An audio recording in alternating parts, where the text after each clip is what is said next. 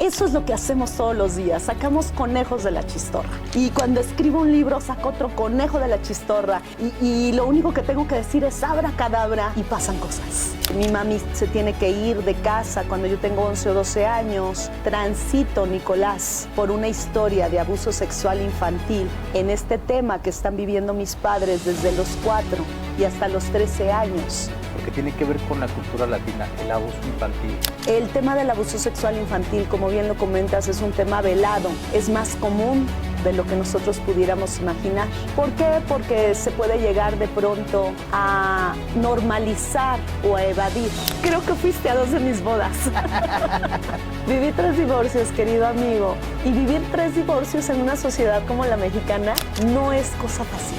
La gente te aprecia y siempre hay una broma, siempre hay un comentario pícaro. Yo que te adoro, ¿cuál fue el comentario? A ver, cuéntanos cuál es el amante, sin tener un contexto ni más allá, pero sí solemos ser crueles con las bromas. Y fíjate, yo puedo hablar con mucha tranquilidad de abuso sexual infantil, porque es algo que me he permitido convivir con mi realidad, convivir con lo que hubo y convivir desde una manera ya muy funcional. Sin embargo, cuando tocamos el tema de la bromita, del comentario de 3 matrimonios, mira, inmediatamente mis ojos se sonrojan. Hay personas que cambian el día a alguien con lo que saben hacer y a veces incluso le cambian la vida. Personas que convierten su pasión y su trabajo en un regalo para los demás, convirtiéndolo en una forma de dar felicidad al mundo. A estas personas las llamamos felicidarios. Y en este espacio les damos voz, conversamos, aprendemos y nos dejamos inspirar por ellos. Soy Caterina Oleg. Y yo soy Nicolás Robles. Bienvenidos a Felicidarios. Un podcast para recordar que dar felicidad a otros es una forma de transformar al mundo. Felicidarios, bienvenidos a este nuevo episodio. El día de hoy tengo una invitada, Ana Munguía. Ella es coach, conferencista, escritora, locutora, pero te la quiero presentar para que nos diga quién es como humano. ¿Cómo estás, mi querida Ana? Bienvenida. Estoy muy contenta. Muchísimas gracias por haberme invitado aquí. ¿Quién es Ana Munguía? Ana Munguía es una constructora de sueños propios y de sueños ajenos. A través del autoconocimiento me he dado cuenta que una de las capacidades más importantes que puede desarrollar cualquier ser humano es el poderse conocer a sí mismo de una manera honesta, de una manera sólida y congruente. Y a eso me dedico a construir sueños con otras personas, pero con una plataforma muy firme en quién eres, hacia dónde vas, qué es lo que quieres. Que genere congruencia, Nico. He descubierto a lo largo de mi vida que la congruencia entre lo que creo, lo que pienso, lo que digo y lo que hago da oportunidad, sin lugar a dudas, a tener vidas más funcionales. Ana Munguía también es madre de 3 hijos y mis grandes maestros, los 3 hijos. Ana Munguía es especialista en ciencias del comportamiento humano, que es mi gran pasión, el observar por qué actuamos como actuamos desde donde actuamos. Y te podría dar una lista más de quién es Ana Munguía, pues soy hija, soy escritora publicada, soy amiga, soy amante. Entonces, podríamos platicar aquí muchísimo de lo que es Ana Munguía, porque muy contenta todas las veces de descubrirme. Y es de lo que quiero platicar el día de hoy contigo. Cuéntanos, ¿de quién eres amante? No, es cierto, esto es solo una broma.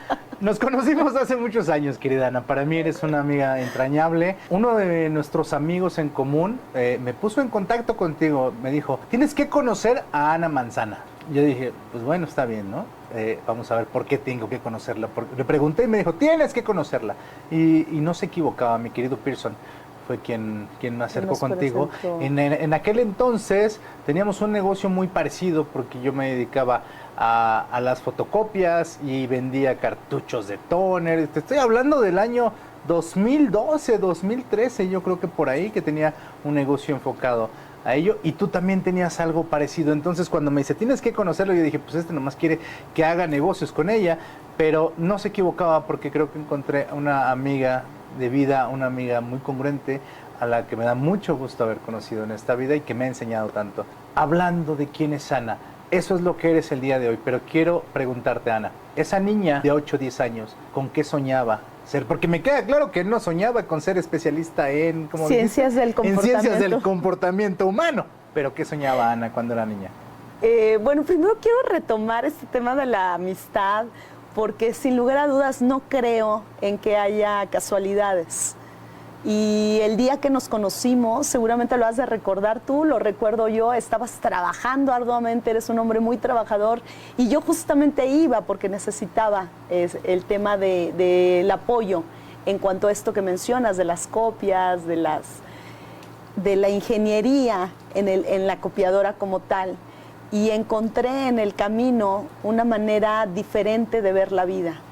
Me queda claro que la entrevista en este podcast es para que yo hable de mí, pero permíteme hablar un poquito de ti, querido amigo, porque ese día yo aprendí que la vida se vive de una manera intensa. Siempre he sido intensa yo. Ahorita vamos a platicar de por qué siempre he sido intensa.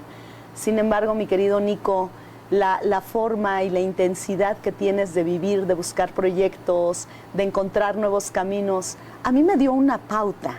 A mí me enseñó que se podía hacer de forma diferente, y entonces pude encaminar con mucha claridad lo que yo soñaba desde que era pequeña, a lo que yo pude ir armando rompecabezas con personas que conocí como tú, con libros que leí, con situaciones que experimenté. ¿Qué era lo que yo quería hacer de niña? En mi dibujo de qué vas a hacer de grande, yo era un mago, una maga. Tenía mi sombrero de copa, tenía mi capa y mi varita mágica. Y si tú hoy me preguntas, ¿es que hiciste lo que pretendías hacer? La respuesta es claro. Y tú y yo estamos en el mismo mundo. Bienvenidos a todos los que nos están escuchando y a todos los que quieren hacer algo diferente al mundo de sacar conejos de la chistorra. Porque, Nico, a eso nos dedicamos de una u otra forma, y cada quien en lo suyo. Eso es lo que hacemos todos los días, sacamos conejos de la chistorra. Y yo soy una muy, muy feliz maga, porque resolviendo temas de carácter empresarial saco un conejo de la chistorra. Y cuando escribo un libro saco otro conejo de la chistorra. Y lo único que tengo que decir es abracadabra, y pasan cosas. Y pasan cosas a través de una historia de vida que sin lugar a dudas me permite ser lo que soy hoy. Y no lo digo desde el cliché, porque seguramente lo has escuchado muchas veces, seguramente alguno de tus invitados te lo ha comentado, y no lo digo desde el cliché, lo digo desde la realidad. ¿Cómo es que el andar en este camino que me ha tocado vivir, en donde yo siempre lo he comentado de la siguiente manera, es que, ¿qué crees, Nico? Yo aprendí a nunca pedir ayuda. Yo nací aprendiendo a no pedir ayuda. Y vivo evidentemente en situaciones, en una infancia en donde muere un hermano, en donde probablemente hay temas de alcoholismo no aceptado, violencia. Mi mami se tiene que ir de casa cuando yo tengo 11 o 12 años. Transito, Nicolás, por una historia de abuso sexual infantil en este tema que están viviendo mis padres desde los 4 y hasta los 13 años, con un abusador que evidentemente era de casa. Y todo esto me hace comprender la vida, que yo no necesitaba pedir ayuda, que yo era esta mujer fuerte, resiliente, sonriente, que ayudaba a otros, por supuesto, que podía hacer algo más allá todas las veces y que nunca era necesario pedir ayuda. Estás tocando un tema muy difícil de tocar en las redes sociales y muy común, tristemente muy común, que es un tema que tanto tiempo se ha mostrado en la cultura latina, y voy a hacer énfasis porque tiene que ver con la cultura latina, el abuso infantil, que muchas veces es callado, que muchas veces es tomado por los niños como me lo voy a callar y no voy a pedir ayuda, y la verdad es que es muy triste. Yo espero que estas cosas cambien, pero quisieras hablarme un poco acerca de cómo este episodio te lleva a hablar de responsabilidad emocional. Sí, sin lugar a dudas te quiero platicar, porque esto es una parte fundamental de la historia de vida que a mí me hace saber hacia dónde voy y que me hace hacer actos de magia, abracadabras, trucos definitivamente sin sentido, sin éxito, y actos de ilusión espectaculares. El tema del abuso sexual infantil, como bien lo comentas, es un tema velado, pero sabido. Es más común de lo que nosotros pudiéramos imaginar. ¿Por qué? Porque se puede llegar de pronto a normalizar o a evadir por lo difícil que es platicarlo. De manera que cuando hablamos de temas como tocamientos, de pronto quisiéramos normalizar y pensar que es algo natural de la exploración, del crecimiento. Y puedo ver en tu expresión, cuando yo digo natural, exploración, puedes hacer una cara de no, espérame, es que eso no es normal, es abrumador, es terrorífico. Y de ahí, no nada más los tocamientos, cuando ya empezamos a hablar de otro tipo de abuso sexual infantil, que ya incluso puede llegar a incluir la penetración, pues entonces nos deberíamos de asustar, porque son actos monstruosos. Sin embargo, Nicolás, es algo que existe en nuestra sociedad mexicana y latina.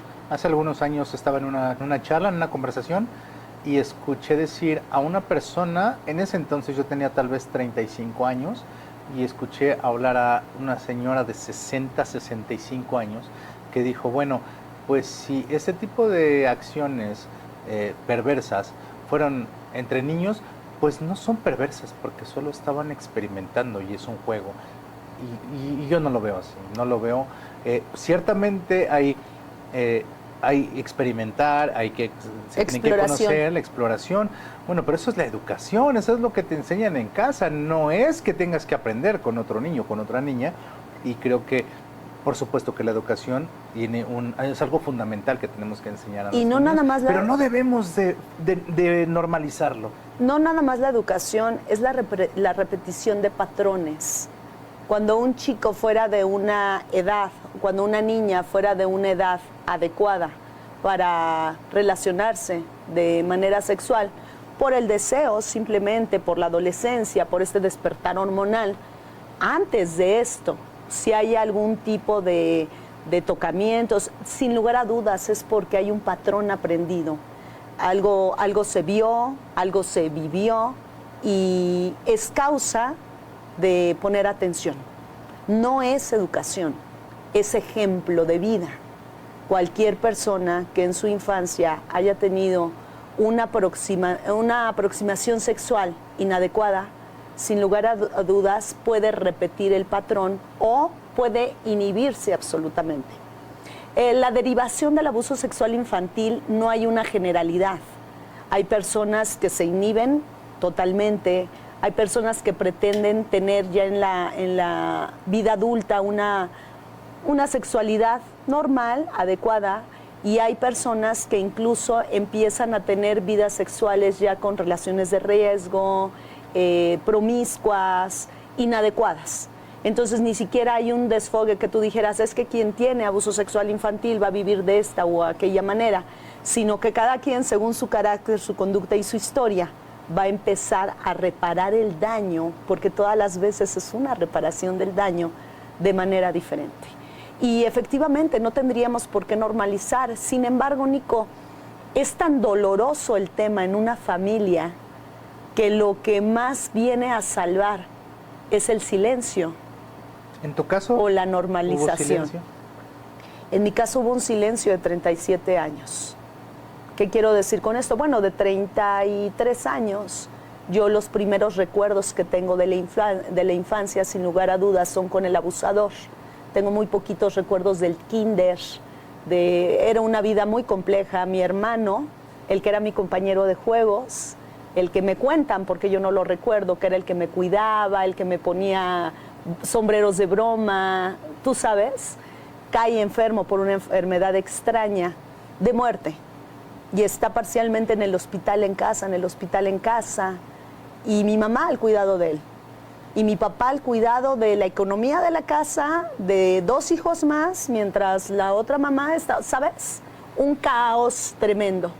De manera que yo la infancia tengo muy pocos recuerdos, por supuesto que la mayoría de ellos son en presencia y en manos del abusador.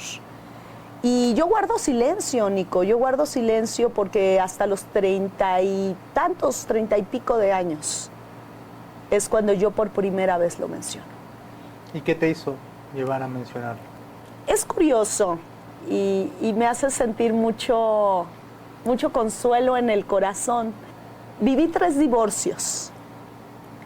Bueno, creo que fuiste a 2 de mis bodas. Viví 3 divorcios, amigo. Y estoy en espera de la tercera invitación. De la cuarta. De la cuarta, ahí sí va a haber.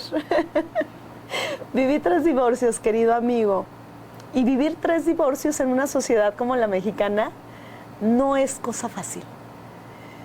La gente te aprecia y siempre hay una broma, siempre hay un comentario pícaro. Yo que te adoro, ¿cuál fue el comentario? A ver, cuéntanos cuál es el amante, sin tener un contexto ni más allá, pero sí solemos ser crueles con las bromas, ¿no? Y fíjate, yo puedo hablar con mucha tranquilidad de abuso sexual infantil, porque es algo que me he permitido convivir con mi realidad, convivir con lo que hubo y convivir desde una manera ya muy funcional.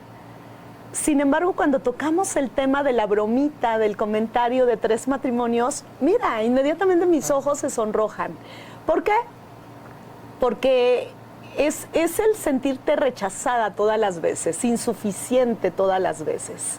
El no haber sostenido la promesa que hubo, el que si tú eres la que se divorció ya una vez, ya 2 veces, 3 veces, sin lugar a dudas eres la responsable de lo que viene pasando todas las veces, porque qué raro que seas tú y no el otro. Sí, mirás, y es complejo pasar por ahí.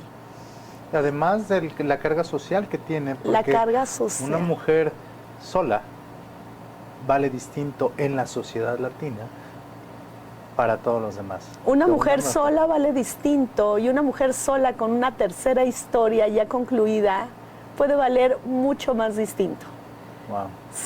Sí, sin lugar a dudas. Te lo digo yo, que vengo de una familia en la que mi madre quedó sola 2 veces, ¿no? Y que cada vez bajaba su valía, parecía que la gente la tasaba menos. Efectivamente, lo has dicho con todas las letras, te tasan en menos. Y entonces, ¿cómo te defiendes?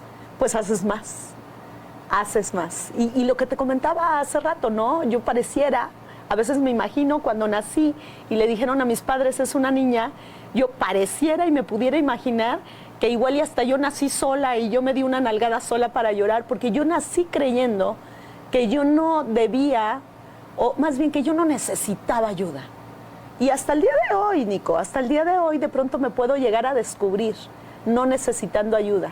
Y entonces yo no necesito ayuda cuando platico de un abuso sexual infantil, yo no necesito ayuda cuando hablo de que mamá se fue cuando yo era muy joven, yo no necesito ayuda cuando digo, pues sí, 3 se han ido de mi vida y mira qué bien vivo y tengo una vida económicamente cómoda y soy escritora de un libro y soy locutora y yo no necesito ayuda, y yo no necesito ayuda, y yo no necesito ayuda. ¿Y de verdad? ¿Una mujer así no necesita ayuda? Y yo estoy segura que cuando haya mujeres que no necesitan ayuda y estén escuchando esto, podrán identificar el grito de auxilio de alguien, ayúdeme por favor. Wow. Justo a eso iba, ¿por qué las comillas, no? ¿Verdad? Alguien, ayúdame por favor. Y te dedicas a ser como el sostén de casa, el sostén de la familia, el sostén de los tíos que se enferman, el sostén de los colaboradores en la empresa. ¿Por qué no los hijos? Sin lugar a dudas, los padres.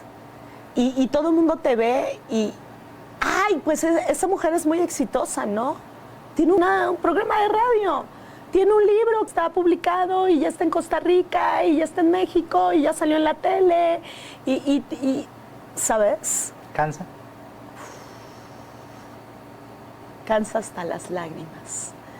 Cansa llegar en la noche a casa y de pronto observar que tal vez hay platos no lavados o tal vez la persona que ayuda en el tema doméstico, que los queremos tanto, no hizo las cosas como debía, o cuando volteas a ver el coche y el coche no está lavado. O sea, igual y son detalles, y ojo, no quiero decir con esto que la ayuda es de carácter utilitario, sino es el detalle que sostiene que alguien llegue y te diga, oye, lave tu auto. O sea, no es el que hayan lavado el auto, porque yo no necesito ayuda. Yo puedo llevar a lavar el auto. O sea, no necesito ayuda. Yo no necesito ayuda. yo puedo pagar los gastos que tengo y los gastos de más personas que están alrededor mía. En esta sociedad en la que vivimos, en donde pues, la mujer es el lado débil en la pareja, pero que tantas miles y millones de mujeres son la cabeza de su familia y que llegan a casa cansadas. Desde cualquier ámbito, desde la señora que vende los tamales, desde la señora que vende comida, que ayuda, cualquier cosa, pero que a final de cuentas son las que están dirigiendo la casa, porque resulta que el hombre, cuando lo tienen, pues muchas veces es más sencillo para él decir, pues que ella se haga cargo y yo trabajo mis 8 horitas y de aquí me voy con mis amigos, ¿no? Evadiendo muchas responsabilidades. Lo digo tal cual porque lo he visto con hombres que evaden su responsabilidad de proveer, de cuidar, de amar y de ser la cabeza de una familia, dejándole ese lugar a las mujeres. Y te escucho y creo que es la voz de millones de mujeres latinoamericanas. Puede llegar a ser muy doloroso, Nico. Estando sola o estando en una situación de pareja, sin lugar a dudas, hablo de mi caso en particular. Claro que se disfruta el éxito, claro que disfrutas tener una vida cómoda en donde no te estás tronando los dedos. Algo bueno debe de haber. Sí, ¿no? Por supuesto que disfrutas el decir, oye, ¿en dónde como? ¿A dónde viajo? El poder colaborar con la gente, de decir, no te preocupes, a ver, ¿qué necesitas? Te llevo, te doy. ¿Sabes? Eso es delicioso, es exquisito. Pero cansa. Apenas hace unos días estaba en la cantina, tengo unos amigos de cantina, un grupo muy bonito en donde nos sentamos en una mesa de cantina y yo voy a hacer de 50 años un viaje, el Camino de Santiago. Invité a mucha gente, a la gente querida. Y uno de los amigos de cantina llegó con un paquete, apenas hace unos días. Y cuando lo abro, es el pasaporte de la Compostela. Y me descubro llorando, Nico, con ese tipo de detalles. Porque es esa parte en donde dices, sí, lo tengo todo. Claro que lo tengo todo. Sin embargo, no lo tengo todo. O sea, no hay forma de que lo tenga todo porque me compré tanto el papel de no necesito ayuda que la gente cuando me ve pasar puede decir, mira, ahí va una mujer autosuficiente, autónoma, que no necesita ayuda. Y es un grito de auxilio, Nico. Es un grito de auxilio no propio, sino compartido, porque yo estoy segura, como lo acabas de mencionar, muchas mujeres que escuchen esto van a decir, sí necesito ayuda. ¿Cuándo me compré la historia de que no necesito ayuda? ¿Qué ser humano en este planeta puede creer que no necesita ayuda? Hablando de este episodio, así lo voy a llamar, que te sucedió en la niñez, ¿qué te hizo pedir ayuda o levantar la voz? Nunca pedí ayuda, Nico. Wow. Sí. Y mira, no lo había descubierto hasta ahora que me lo preguntas. No, nunca pedí ayuda. ¿Es necesario pedir ayuda? Por supuesto, ¿y cómo no? Nico, te rompen el alma, te rompen la inocencia, no entiendes nada. Eres un niño, eres una niña y no sabes qué es lo que está pasando. Haces una muy equivocada interpretación del amor, porque se sabe y la estadística dice que la mayoría de los casos de abuso sexual infantil se dan en casa. Y entonces haces una pésima interpretación del amor. 3 matrimonios, buscando quien me victimizara todas las veces, porque mi interpretación inconsciente del amor era hazme daño. Wow. Sí, ahí está con mucha claridad, una figura de mucho amor, y de pronto tiene este tipo de prácticas, pues te rompe todo el concepto de una relación funcional. No hablo nada más de pareja, hablo de una relación funcional de amistad, de paternidad, de maternidad, de lo que tú quieras, pues te rompe todo el esquema, se distorsiona todo de manera inmediata. Y si a esto le tomas en cuenta que es un tema prolongado de 4 a los 13 años, pues imagínate todo el tiempo en donde tienes una formación de conductual, de percepción de la vida, pues la traes totalmente atorada y equivocada. Y no pedí de ayuda. Yo cuando lo comento en un momento de detonación, porque efectivamente siempre busqué a la pareja que me victimizara, que me hiciera daño, que me rompiera. Y justamente en un momento de crisis, violencia física específicamente, en un alucine de la violencia física me están golpeando en la calle y yo de pronto veo pasar a mi abusador. Lo veo pasar cuando ya tenía tal vez 10 años de muerto. Entonces en el alucine, en la crisis, en la golpiza que me están metiendo, me estaban ahorcando, ni siquiera me acuerdo, Nicolás, era algo terrible. Lo veo pasar y cuando lo veo pasar me asusto muchísimo. Por supuesto que fue un alucine propio de la crisis que yo estaba viviendo y me asusto muchísimo y lo primero que hago es marcarle por teléfono a mi papá, no para decirle, oye papá, me están violentando, me están pegando, sino para decirle, papá, es que está pasando aquí el abuelo. Y entonces mi papá toma una llamada de una mujer alterada, que además soy la luz de los ojos de mi papi. O sea, no sabes, mi papá y yo tenemos una relación muy linda, muy cercana, muy conectada, comunicada. Y soy su nena, soy su hija, él lo dice, la luz de mis ojos. Y de pronto recibe la llamada de esta mujer y diciendo locuras. ¿Dónde estás? En tal lado. Llega y lo abrazo. Y en lugar de decirle, este hombre me está golpeando, le digo, papá, vienen a abusarme otra vez. Y así se entera mi pobre padre. Wow. Sí, un episodio, mi papá, ¿de qué estás hablando? Y entonces yo vomito toda la información en un momento de crisis. Y mi papá, un hombre valiente, muy valiente, que seguramente se rompió en 1000 pedazos en ese preciso momento, pero ¿qué crees? Me sostuvo. Me sostuvo emocionalmente, me sostuvo físicamente y me sostiene. ¿Pediste ayuda, Ana? Sí. No pedí ayuda, la ayuda llegó. Yo tengo una profunda fe en Dios y yo estoy consciente de que Dios a veces, en la paciencia que tiene de que no nos damos cuenta que necesitamos ayuda, que nos estamos equivocando, que estamos haciendo las cosas mal, Él envió a mi vida una coach de vida por casualidad. Yo fui a una experiencia en donde yo estaba vendiendo toners, copiadoras en una feria, en una expo, ni siquiera recuerdo el recinto, y de pronto vi un letrero que decía, plática para mujeres, el tema que quieras pensar. Y la verdad es que la expo estaba muy vacía, no se paraba ni una mosca. Y entonces yo dije, pues voy a la plática. Y conozco a una mujer excepcional, Karina Buerón, y ella empieza a trabajar conmigo. Tenemos una historia muy peculiar, que ya con calma pudiéramos platicarla, nos botamos de la risa. Y ella me dice, es que tú necesitas ayuda. Y yo me enojo. Claro. Sí, ¿a quién le gusta Yo que...? estoy bien. Yo estoy bien. No, ¿que no ves mi vida? Tú necesitas ayuda. Y me voy y regreso de sus entrenamientos porque yo no necesitaba ayuda. Yo solo quería aprender un poco más de la vida.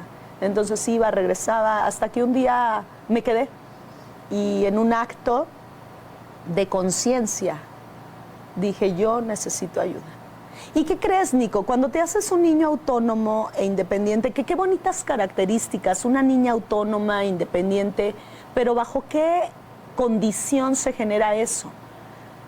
Porque cuando tú te conviertes en eso, llega el adulto y sigue en eso, y es imposible de pronto decir, alguien que por ahí pasara y pudiera colaborarme en la vida. Y es duro volverte a dar cuenta una y otra vez que estás en la autonomía absoluta. Hablando de los adultos que tuvieron este tipo de situaciones de abuso y que muchas veces se lo han callado, ¿qué es lo que deberían de hacer para trascenderlo? Para tener tal vez, para poder desbloquear ciertas acciones o ciertos resultados como adultos, ciertas actitudes, el boicotear sus relaciones, y yo creo que lo más importante, no trascender, no heredar ese tipo de comportamientos ni normalizarlos con las siguientes generaciones. ¿Qué es lo que debería de hacer un adulto que ha sufrido un tipo de abuso? Mira, el libro que escribí se llama Responsabilidad Emocional. el viaje al amor consciente. Y justamente no deriva únicamente de este evento de mi vida, sino de muchos eventos y de mucha experiencia que yo vi ya siendo coach, ya como especialista en ciencias del comportamiento humano. Y en este caso específico yo me atrevería a nombrar dos cosas. La primera, Nico, esto es lo que hay. Esto es lo que hay.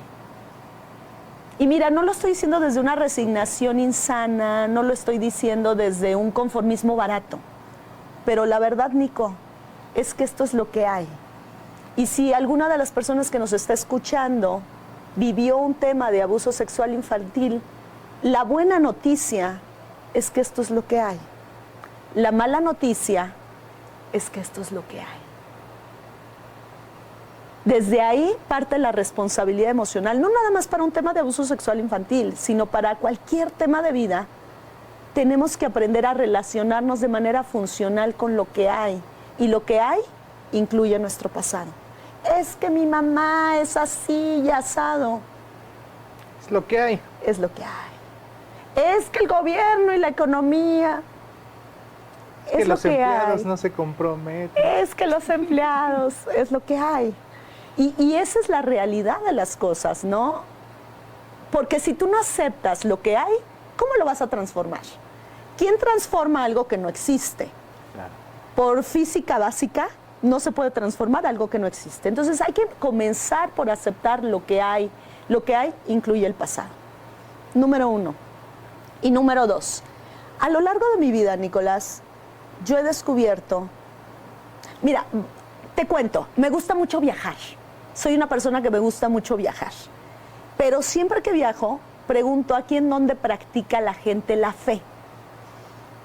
Que la sinagoga, que la iglesia, que el templo budista, donde tú quieras. Y siempre me gusta observar el fenómeno de la fe. Soy amante del fenómeno de la fe en los seres humanos. Hay lugares en donde te piden que cambies el tono de voz, que la postura, incluso hay unos en donde te piden que te quites los zapatos. Yo he descubierto que uno de los lugares más sagrados frente a los que puede estar cualquier ser humano es el dolor ajeno.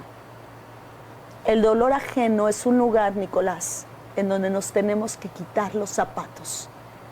El dolor ajeno. Y no estoy hablando del dolor real, del dolor creado, de la adicción al sufrimiento, de lo que no pasó. No, Nicolás. El dolor ajeno, sin importar de dónde surge, es un lugar sagrado. Y como tal, tenemos que actuar. ¿A qué vengo con esto? He escuchado en más de una ocasión que la gente dice la victimez. Se hace la víctima. Desde el libro de la responsabilidad emocional, yo rompo con eso. Okay. Yo lo que le digo a la gente es, sal de la identidad de víctima. ¿Por qué? Porque mira, yo no sé si la identidad de víctima que está desarrollando una persona tiene que ver con un dolor real, inventado, adicción al sufrimiento, victimez, como le llaman abiertamente, pero lo que sí sé es que cuando una persona desarrolla identidad de víctima, su vida está truncada. Su vida está coartada. No me atrevería yo desde el libro a decir, y el capítulo se llama Sal de la identidad de víctima, no me atrevería yo a decir, ay, tu victimez, ay, ya no te hagas la víctima, ay, es que estás en un papel de víctima. No, no, no, no, no. Es que estás desarrollando características en tu personalidad, en donde te has comprado que eres la víctima. ¿Y qué crees? Hay una alta probabilidad de que sí lo seas. Pero por favor, sal de esa identidad. Entonces, cuando tú me dices, si alguien vivió abuso sexual infantil, ¿qué recomiendas? Esto es lo que hay. Sal de la identidad de víctima. Estaba yo escribiendo el libro y recuerdo con claridad cómo escribí.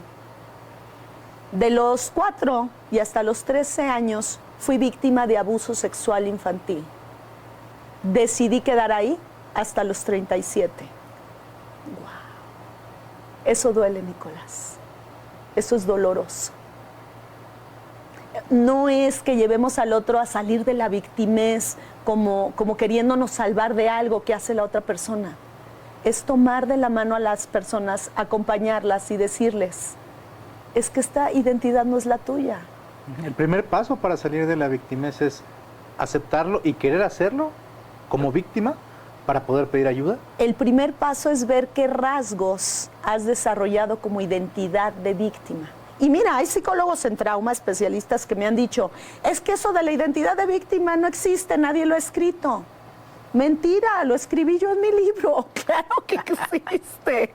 Y claro que alguien ya empezó a verlo de una manera diferente. No es la victimez, Nico. Es que la gente empieza a desarrollar rasgos y características con una identidad de víctima. El primer paso es ver qué rasgos y qué características estás desarrollando como parte de tu personalidad y de tu conducta que hacen parecer o que te hacen creer que tú eres la víctima. Que probablemente sí lo eres, pero eso no genera identidad. Tú vas al Estadio Azteca y están los de la identidad de la MONU, que aplauden y que arriba el América. Vas a la Basílica de Guadalupe y están los hijos de María, y vas a un lugar donde están los escritores y están los grandes escritores. O sea, hay muchos tipos de identidad que hacen referencia los unos con los otros. Cuando alguien desarrolla la identidad de víctima, se está perdiendo de todo eso. Y eso duele. ¿Qué te lleva a especializarte en este tema? Porque pues mis primeros recuerdos contigo pues, son de empresaria y de hacer negocios, y viene la pandemia y nos toca a ambos como un break, como a todo mundo en sus negocios, y pues es lo que hay, y entonces nos ponemos a vender cubrebocas o tapetes, ¿no? Tapetes, ¿te acuerdas cuántos para el tapetes COVID, vendimos? salvando vidas, ¿no? ¿Qué te lleva a convertirte en un especialista en este tema? El saber que hay alrededor de mí muchas personas que no saben, que no pueden o que no necesitan pedir ayuda. Y cuando tú le alcanzas el recurso del apoyo, de la ayuda, del transitar de la mano a otros, desde el amor, sin lugar a dudas, puedes hacer algo diferente en el mundo, puedes hacer algo diferente en la sociedad. Cuando yo me veo en el espejo y digo, aquí está Ana, la que no necesita ayuda, puedo comprender que afuera hay N cantidad de personas que no necesitan ayuda. Y yo sé de que sí por mí, sí lo haría por mí, por mi historia, pero lo haría también por el corazón de mi padre. Y sí, vuelve a salir este ánimo rescatista y este ánimo de haz algo por los demás. Pues claro que lo haría por mi historia, pero eso sin lugar a dudas cambiaría la historia de mi padre. Y yo daría lo que fuera, porque la historia de este hombre que amo cambiara de esa manera. Probablemente le recuperaría la vida, probablemente no, pero tiene que ver mucho con el andar de la mano de un hombre sano, feliz y funcional, y una hija sana, feliz y funcional. Qué bonito, porque además este tipo de acciones, y lo digo para la audiencia, ten muy en cuenta y ser responsable de lo que haces, porque todo repercute de una forma integral. Caterina me hizo a mí una entrevista y me hizo la misma pregunta, y mi respuesta fue, bueno, hice dos respuestas, fue un poquito de trampa, pero pues somos los hosts, podemos. Y le contesté que el episodio que hubiera quitado sería la muerte de mi padre, pensando primeramente en mí. Pero por supuesto que ahora que lo dices es pensando en mi mamá, pensando en mis hermanos. Y en tus hermanos. ¿A poco no? Y pensando en mis hermanos, pensando en mí. Entiendo perfectamente tu mensaje. Haciéndote responsable, impactas a muchas personas, positivas o negativas. Sí, me gusta mucho el mensaje que tienes. El impacto de la responsabilidad emocional en ti, en otros y en el sistema puede llegar a ser único e irrepetible, por lo que la gente debe de hacer conciencia de hasta dónde estás impactando negativamente y hasta dónde estás impactando positivamente y comenzar a hacer pequeños cambios. Sí. Te invitamos al podcast Felicidario, pero quiero preguntarte, ¿qué viene a tu mente cuando escuchas Felicidarios? Quiero comentarte que en un principio viene, cuando tú me comentaste el nombre, me hizo saberte. Como te conozco, como esta amistad que mencionamos que es entrañable, me hizo saberte complejo, me hizo saberte no estructurado. Qué pena que no alcanzo a tener la palabra, vamos a dejarlo en complejo. Me hizo saberte cómo eres capaz de tomar de lo abstracto y llevar a otros algo que probablemente no alcanzamos a ver de manera natural, y esa es tu naturaleza. Tomas de lo abstracto y creas algo y se lo das a los otros. Sin lugar a dudas, me hace saber que estás hablando de felicidad, que estás hablando de dar, de generosidad, y eso habla de mucho, porque cada vez que tú proyectas una entrevista, lo haces pensando en que con una persona, ¿cuántas veces lo hemos dicho, amigo? Con una persona que pueda encontrar un sentido de vida diferente, que pueda proyectarse de manera más funcional y quizás hasta feliz o armónica, habrás hecho lo que te toca hacer. La chamba está hecha. Entonces, veo el nombre y pienso en ti. Digo, claro, es mi amigo. Lo complejo, lo abstracto, lo trae y nos lo pone fácil. Gracias. ¿Cuáles son tus redes sociales para que la audiencia pueda buscarte? En todas las redes sociales estoy como @AnaMunguía-Consultores. ¿Dónde encuentran el libro? El libro está en cualquier plataforma comercial y por supuesto Amazon, Mercado Libre y por supuesto con la editorial UAS, que es una gran editorial, y también en su página lo pueden encontrar. Patrocinador de este podcast. Porque también está publicado en UAS. Muchísimas gracias por venir a esta entrevista. Ha sido un placer. Nico, qué honra y qué honor. Gracias por el espacio, porque mira, y sin querer descubrí, generalmente digo, y me estoy hablando a mí misma, cuando estoy dando una conferencia, una charla o en el radio, digo, y me estoy hablando a mí misma. ¿Y qué crees, Nico? Te agradezco mucho la invitación, porque me voy, cuando salga por ese pasillo voy a ir diciendo, y me estuve hablando a mí misma, porque aprendí mucho. Muchas gracias. Muchas gracias. Felicidades, hasta aquí el podcast del día de hoy. Recuerda compartir este video con quien necesite escucharlo. Vamos a leer tus comentarios. Suscríbete y dale like a este video. Nos vemos en el próximo. Gracias por acompañarnos en este episodio de Felicidarios. Aquí creemos que quienes dan felicidad también merecen ser escuchados. Y por eso este espacio existe, para amplificar esas voces que inspiran, que transforman y que nos recuerdan que cuando damos felicidad, también la encontramos. Si este episodio resonó contigo, si tocó tu corazón, o si tú también crees que dar felicidad es el camino para lograr la nuestra, entonces suscríbete al canal, comenta, compártelo y envíaselo a esa persona que sabes que necesita escucharlo hoy. ayúdanos a que este mensaje llegue más lejos. Porque Felicidario no solo es nuestro podcast, Felicidario es tu podcast.